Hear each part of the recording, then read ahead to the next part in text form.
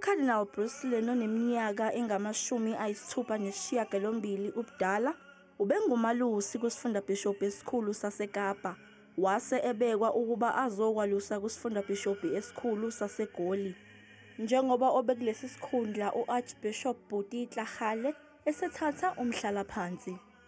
Ngesikhathi emukela umbhishobhi omusha, uArchbishop Tlhagale uxwayise umbhishobhi ngezinselele angabhekana nazo eGoli. We believe that high fences are a solution to our lifestyle. And so lip service to the value of unity, to our common belonging to the body of Christ, can only show our lamentable human frailty.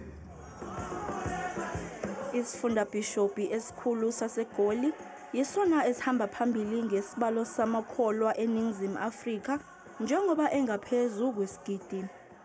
UCardinal Brucelin unxuse ukuba kube nobumbano ukuze umsebenzi kaNkulunkulu uzoqhubeka.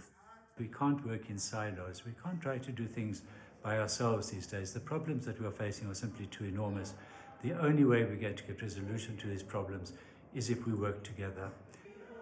Ngomandulo ka-2023, uBrucelin wahlonishwa ngesikhundla sokuba uCardinal, nokuyisikhundla esimbeka ezingeni lokuba akwazi ukuqoka umholi wamaRoma akatholika, uPhapha olandelayo, kanti-ke naye ukulabo abangase baqokelwe kwesikapapa.